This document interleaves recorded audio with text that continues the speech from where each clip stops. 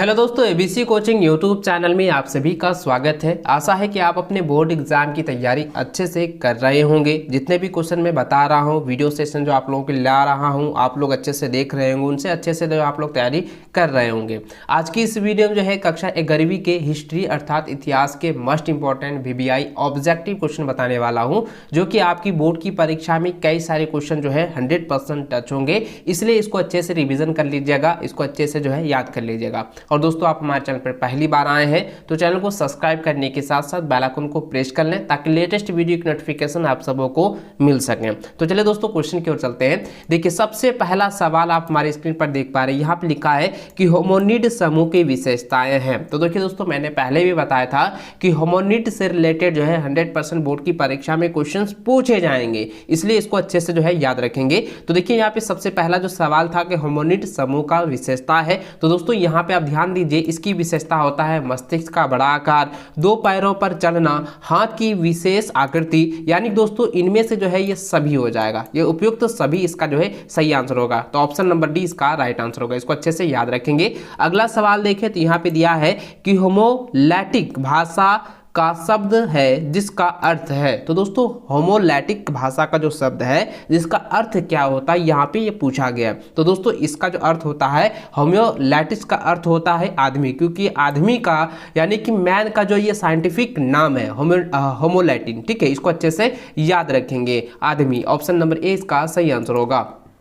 अगला है कि होमो इरेक्टस के प्राचीनतम जीवाश्म पाए गए हैं। तो इसका आंसर हो जाएगा ऑप्शन नंबर बी, एशिया तथा अफ्रीका में। क्योंकि ये क्वेश्चन जो है ना काफ़ी रिपीटेड है, इसको बार बार पूछा गया है, इसलिए इसको अच्छे से आप लोग जो है रट लीजिएगा। अगला सवाल यहाँ पे पूछा गया है कि एस्ट्रोलोपिथिकस, ठीक है, यहाँ पे ध्यान दीजिएगा, एस्ट्रोलोपिथिकस की उत्पत्ति हुई। तो इसका आंसर हो जाएगा ऑप्शन नंबर सी, लैटिन और ग्रीक भाषा से। ऑप्शन नंबर सी जो है इसका सही आंसर होगा। अगला सवाल है कि दलजा एवं फरात नदियां गिरती है। तो देखिए, दलजा और फरात से रिलेटेड यहाँ पे क्वेश्चन पूछे गए हैं और ये बार बार बोर्ड की परीक्षा में पूछे जाते हैं। तो इसका आंसर हो जाएगा फरास की खाड़ी में। ठीक है, यानी फारस की खाड़ी में गिरता है। तो ऑप्शन नंबर सी इसका सही आंसर होगा। अगला सवाल है, निम्नलिखित में से किस नगर में वर्का शीर्ष मिला है। तो यानी वर्का शीर्ष जो मिला है किस शहर में है, किस नगर में है, यहाँ पे ये पूछा गया है। तो दोस्तों, इसका आंसर हो जाएगा ऑप्शन नंबर सी, उर्क में। ठीक है, यानी उर्क में है। तो ऑप्शन नंबर सी इसका सही आंसर होगा। अगला सवाल है कि बेबीलोन नगर का प्रमुख देवता कौन था। तो देखिए दोस्तों, मैंने आपको जो है यहाँ पे क्लास में भी बताया हुआ था बेबीलोन के बारे में, मेसोपोटामिया के बारे में, उनसे रिलेटेड यहाँ पे क्वेश्चन ये दिया गया है। और इसका जो आंसर होगा ना, ये हो जाएगा मुर्दक। ठीक है, ऑप्शन नंबर ए जो है इसका सही आंसर होगा।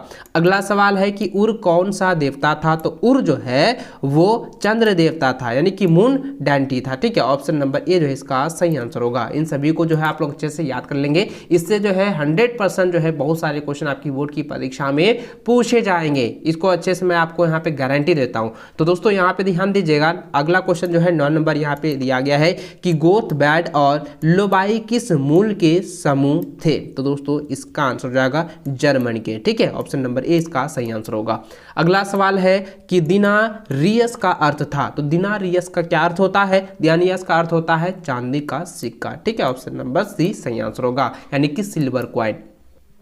चलिए, अगला सवाल है कि इक्वाइटस का अर्थ था। इक्वाइटस का अर्थ होता है यानी कि अश्वारोही। ठीक है, यानी कि हॉर्स राइडर। ठीक है, ऑप्शन नंबर आपका जो है बी इसका सही आंसर होगा। अच्छे से याद रखेंगे, इक्वाइटस का जो अर्थ होता है वो होता है हॉर्स राइडर, यानी कि उसको कहते हैं अश्वारोही। ऑप्शन नंबर बी इसका सही आंसर होगा। अगला सवाल है कि रोमन साम्राज्य में कोलोसियम था। तो यानी कि रोमन साम्राज्य में है कोलोसियम कौन था। तो दोस्तों, इसका आंसर हो जाएगा एक अखाड़े का नाम। ठीक है, तो ऑप्शन नंबर सी जो है वो आपका सही आंसर होगा। इसको अच्छे से आप लोग जो है रट लीजिएगा। अगला सवाल देखें तो यहाँ पे दिया गया है कि अरब कबीले की, ठीक है, अरब कबीले की बहुजाति के लोगों ने किस साम्राज्य की स्थापना की। तो इसका आंसर हो जाएगा अरब साम्राज्य की। ऑप्शन नंबर डी इसका सही आंसर होगा। देखिए यहाँ पे अरब यहाँ पे पूछा गया है, अरब कबीले, तो याद रखेंगे अरब कबीले ने जो है अरब साम्राज्य की जो है स्थापना की है। इसको अच्छे से आप लोग जो है इस तरीके से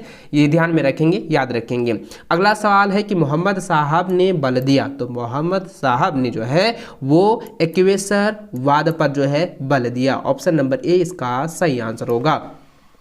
अगला सवाल है कि पैगंबर मोहम्मद साहब का जन्म हुआ, तो देखिए दोस्तों यह जो है ना कई बार क्वेश्चन में पूछा गया है, ये रिपीटेड क्वेश्चन है, क्योंकि इसका जो आंसर होगा ना ये मक्का होगा, क्योंकि मक्का आप लोगों को पहले भी बताया था कि पैगंबर मोहम्मद साहब का जो जन्म है वो मक्का में हुआ था। ठीक है, तो ऑप्शन नंबर सी में दिया हुआ है, तो यही आपका आंसर हो जाएगा। ठीक है, अगला सवाल है कि इस्लाम के संस्थापक पैगंबर मोहम्मद साहब का जन्म हुआ। अब यहाँ पे ईस्वी पूछा गया है, तो किस ईस्वी में जो है पैगंबर मोहम्मद साहब का जन्म हुआ था, तो आपको पता है कि 570 ईस्वी में हुआ था। ठीक है, तो ऑप्शन नंबर डी में दिया हुआ, यही आपका आंसर हो जाएगा।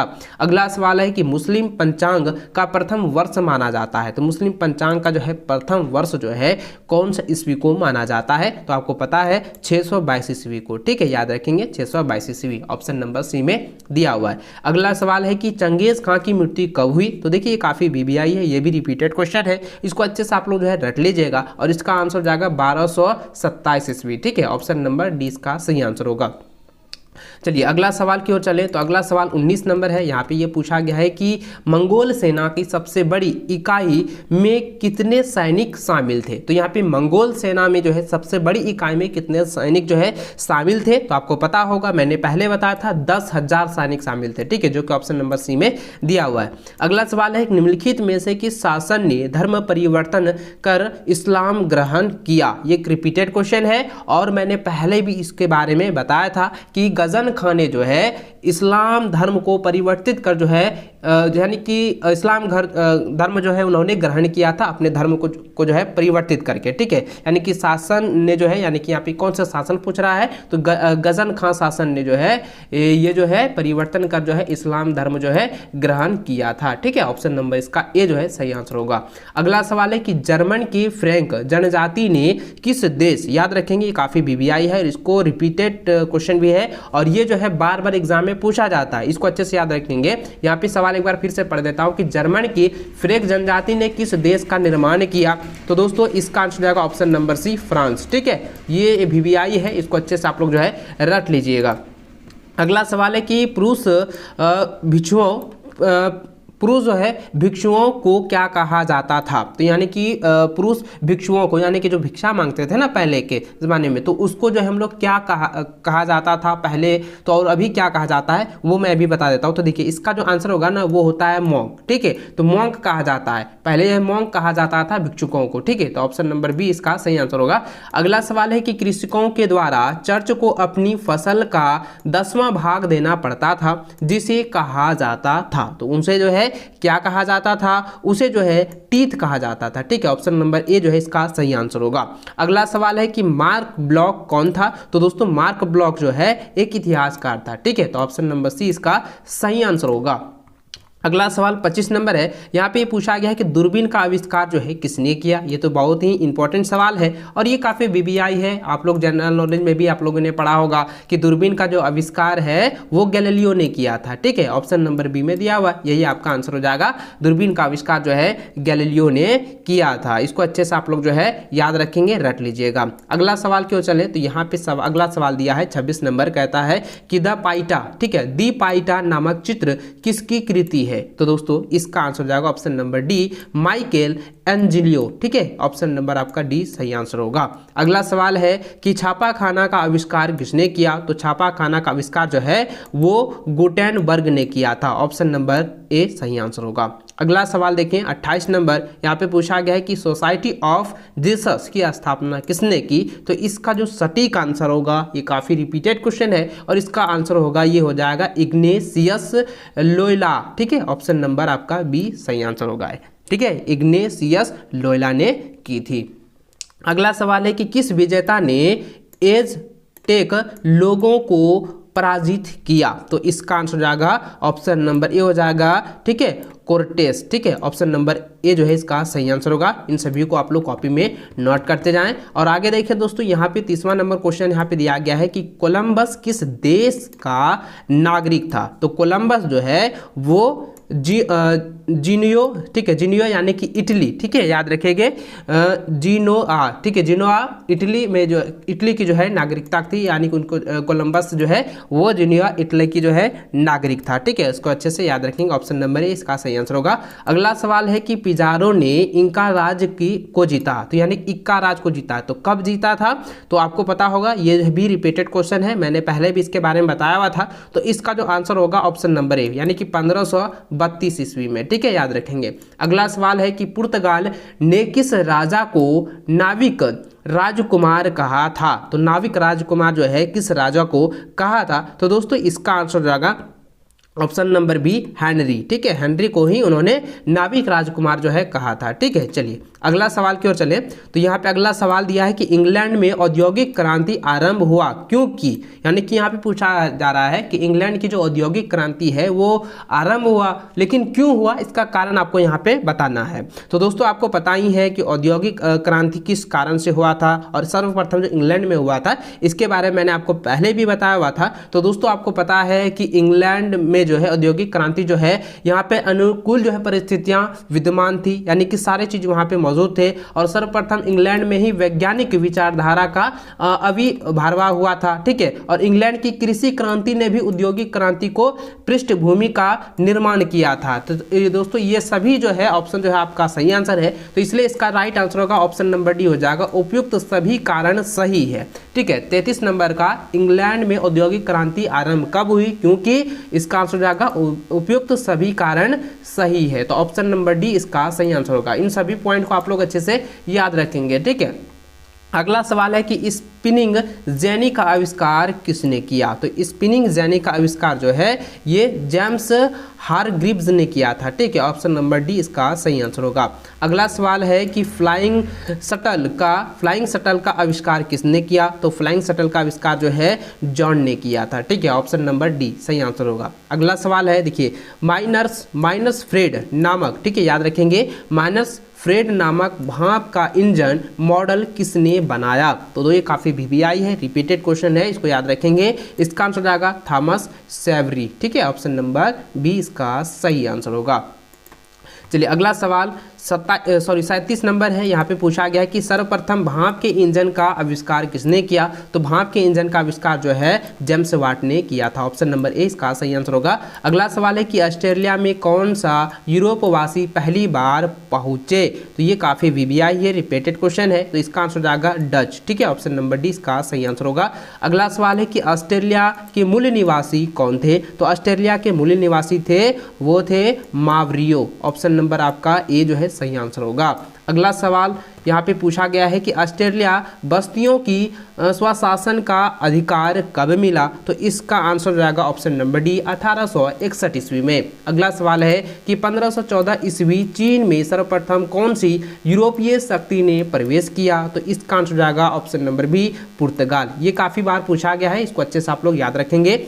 अगला सवाल है कि 18वीं शताब्दी के आरंभ में यूरोपीय लोग चीन में क्या खरीदते थे, तो इसका आंसर जाएगा ऑप्शन नंबर डी उपयुक्त सभी खरीदते थे, चाय, रेशम, मिट्टी के बर्तन, ये सभी खरीदते थे, इसलिए ऑप्शन नंबर डी इसका सही आंसर होगा। अगला सवाल है कि 1911 में मंचू राजस्व की संपाति, ठीक है, समाप्ति के पश्चात, यानी कि दोस्तों 1911 के ईस्वी में जो है 1911 के दशक में मंचू राजवंश की जो समाप्ति हुई, उसके बाद जो है किसके नेतृत्व में जो है गणतंत्र की स्थापना हुई, तो यहाँ पे ये काफ़ी वीवीआई सवाल है और ये रिपीटेड क्वेश्चन है, इसको अच्छे से पूछेंगे। इस क्वेश्चन पेपर में मैंने जो अभी आपको बता रहा हूँ इस वीडियो में, इसमें से कई सारे क्वेश्चन आपकी बोर्ड की परीक्षा में 100% पूछे जाएंगे और इसमें रिपीटेड भी क्वेश्चन है, ठीक है, इसको अच्छे से याद रख लीजिएगा। अगला सवाल, इसका जो आंसर मैं बता देता हूं, इसका जो आंसर होगा ना, यहाँ पे देखिए क्या था कि मंचू राजस्व की समाप्ति, तो इसका आंसर जाएगा दोस्तों ऑप्शन नंबर डी हो जाएगा सन्नियात सैन ने, ठीक है, ऑप्शन नंबर डी इसका सही आंसर होगा। अगला सवाल है कि ताइवान चीन से कब अलग हुआ, तो ताइवान चीन जो है 1949 ईस्वी में जो है अलग हुआ था, ऑप्शन नंबर ए इसका सही आंसर होगा। अगला सवाल है कि चीनी क्रांति कब हुई, तो दोस्तों ये तो आपको सभी को पता है, चीनी क्रांति जो है 1911 ईस्वी में हुई थी, ठीक है, ऑप्शन नंबर सी इसका सही आंसर होगा। अगला सवाल है कि विनिवेह नगर किस सभ्यता में स्थापित था। तो विनिमय जो है शहर जो है यानी कि नगर जो है वो जो है असीरिया में था, असीरिया में स्थापित था। ऑप्शन नंबर 20 का सही आंसर होगा। अगला सवाल है मदीना कहाँ है। तो देखिए दोस्तों मदीना जो है वो कहाँ पर है ये आपसे पूछा गया है और ये काफ़ी वीवीआई है और इसका तो आंसर तो आप सभी को लगभग पता होगा कि यह जो है अरब प्रायद्वीप में है, ठीक है, यानी कि अरब प्रायद्वीप में जो है ये मदीना स्थित है। तो ऑप्शन नंबर आपका डी जो है सही आंसर होगा। अगला सवाल 48 नंबर कहता है कि जेरूसलम स्थित है। तो जेरूसलम जो है स्थित कहाँ पर है, वो है आपका इजराइल में, ठीक है, ऑप्शन नंबर सी सही आंसर होगा। अगला सवाल है कि लिवरपूल स्थित है। लिवरपूल जो है वो आपका इंग्लैंड में स्थित है, ठीक है। अगला सवाल है कि पडुआ विश्वविद्यालय कहाँ स्थित है। ये तो आप सभी को पता है कि यह तो इटली में स्थित है। तो ऑप्शन नंबर बी जो है इसका सही आंसर होगा। इस वीडियो में बताए गए 50 क्वेश्चन को आप लोग अच्छे से जो है याद कर लीजिएगा क्योंकि यह एग्जाम में 100% पूछे जाएंगे। कई सारे क्वेश्चन एग्जाम में टच होंगे, इसको अच्छे से आप लोग तैयार कर लेना। और दोस्तों अभी तक वीडियो को लाइक नहीं किए तो वीडियो को लाइक करने के साथ साथ अपने सभी दोस्तों के साथ शेयर करेंगे। और आप हमारे व्हाट्सएप पर नहीं जुड़े हैं तो नीचे लिंक डिस्क्रिप्शन में दिया हुआ है, व्हाट्सएप से भी आप लोग जुड़ कर जो है आप हमारे मेंबर बन सकते हैं व्हाट्सएप में, ठीक है। चलिए दोस्तों इस वीडियो में बस इतना ही, मिलता है नेक्स्ट में, तब तक जय हिंद, वंदे मातरम।